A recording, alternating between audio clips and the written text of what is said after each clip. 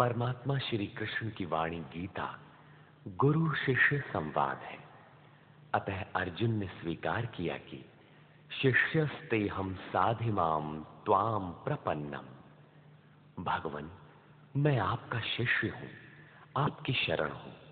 मुझे वो उपदेश दीजिए जिससे मैं परम श्रेय को प्राप्त हो जाऊं। सर्वधर्मान् परित्यज्य मामेकं शरणं व्रज। अहं त्वा सर्वपापेभ्यो मोक्षयिष्यामि मा शुचः। संपूर्ण धर्मों को त्याग कर केवल एक मेरी अनन्य शरण को प्राप्त हो। मैं तुझे संपूर्ण पापों से मुक्त करा दूंगा। तू शोक मत कर। इन सब ब्राह्मण क्षत्रिय इत्यादि वर्णों का विचार न कर कि जो अनन्य भाव से शरण हो जाता है, सिवाय इष्ट के अन्य किसी को नहीं देखता, उसके क्रमशः वर्ण परिवर्तन, उत्थान तथा पूर्ण पापों से निवृत्ति अर्थात मोक्ष की जिम्मेदारी वो इष्ट सद्गुरु स्वयं अपने हाथों में ले लेते हैं। गीता भाष्य यथार्थ गीता स्वामी श्री अड़गड़ानंद जी की अमूल्य कृति है। इस कृति के लिए स्वामी जी को विश्व गौरव एवं भारत गौरव की उपाधि से सुशोभित किया गया है।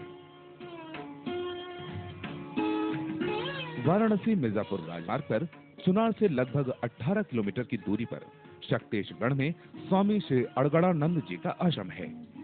आश्रम तक पहुंचने के लिए अपना निजी वाहन सबसे उपयुक्त साधन है।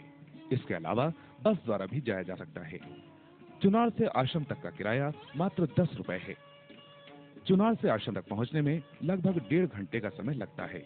ये क्षेत्र सुंदर प्राकृतिक दृश्यों से भरा पड़ा है। प्राकृतिक दृश्यों से भरपूर इस क्षेत्र के लोगों की दिनचर्या बड़ी सीधी सादी है।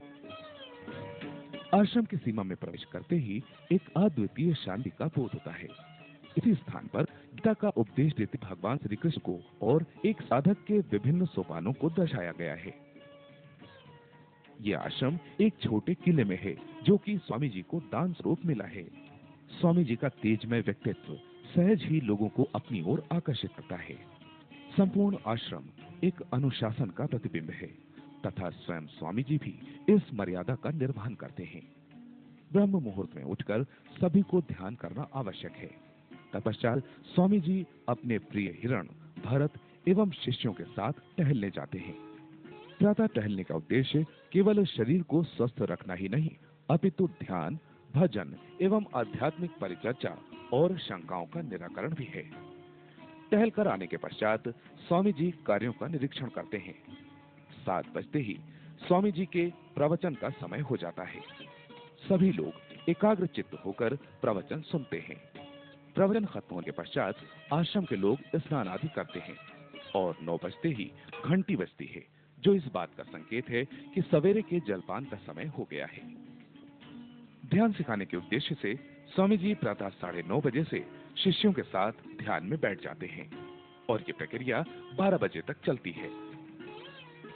और इधर आश्रम की व्यवस्था सुचारू रूप से चलती रहती है। बाबा लोग नियमानुसार अपने नियत कार्यों को तल्लीनता से करने में लगे हुए दिखाई देते हैं। कोई पत्थर ढोते हुए दिखता है, कोई गायों को स्नान कराते हुए तथा कोई आश्रम की पुताई करते हुए दिखाई देता है।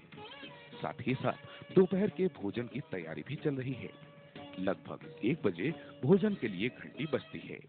एक तरफ आश्रम के बाबा लोगों को भोजन परोसा जाता है, वहीं दूसरी ओर भक्तों की भीड़ भोजन करने में जुटी हुई है। प्रातः प्रवचन के पश्चात पुनः अपराह्न 3 बजे का समय प्रवचन का है, जिसमें स्वामी जी अपने प्रिय विषय गीता या अन्य विषयों पर उपदेश देते हैं, जिसको श्रोतागण तल्लीनता से सुनते हैं। समाज में प्रेम से बढ़कर जीने का कोई तरीका नहीं है। प्रवचन खत्म होने पर स्वामी जी भक्तों से घिर जाते हैं और ये भक्तजन अपनी व्यक्तिगत समस्याओं आदि के निराकरण हेतु उनसे प्रार्थना कर रहे हैं। उनकी आस्था है कि स्वामी जी उनकी सारी समस्याओं को दूर कर देंगे। प्रवचन के खत्म होने पर लगभग 5 बजे चाय का समय हो जाता है। स्वामी जी इस समय मनोरंजन के मूड में हैं, लेकिन उनके मनोरंजन का तरीका कुछ अलग है। अपने निश्चित दिनचर्या के अनुसार स्वामी जी शाम को टहलने जाते हैं। कभी नौका विहार करते हैं और कभी आश्रम की गाड़ी से घूमने निकल जाते हैं। टहलकर वापस आने तक शाम हो जाती है और ये समय सांध्य वंदन का है। आश्रम के भक्त एवं साधु सन्यासी सभी लोग मिलकर आरती करते हैं, जिसमें वे लोग गुरु वंदना करते हैं। ओम श्री सद्गुरुदेव भगवान की जय। ओम जय गुरुदेव, जय गुरुदेव। आरती के बाद एक दूसरे का श्रेष्ठता क्रम में यथोचित अभिवादन करते हैं।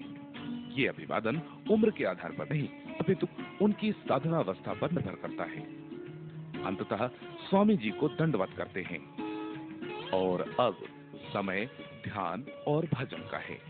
मैं संभल के देखो, 2 दिन की जिंदगी है, वायु के झोंकों में। आश्रम के सभी सन्यासीगण एक जगह इकट्ठा होकर अपने गुरु का ध्यान करते हैं, लेकिन ध्यान बैठने से पहले वे गुरु के आसन को, चाहे वह जो भी हो, कुर्सी या अन्य, उसको प्रणाम करते हैं।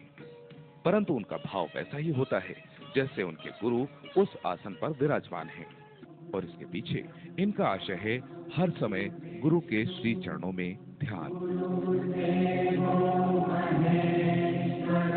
ध्यान करने के बाद कुछ सन्यासी लोग आध्यात्मिक चर्चा करते हैं और कुछ संत भजन गाते हैं।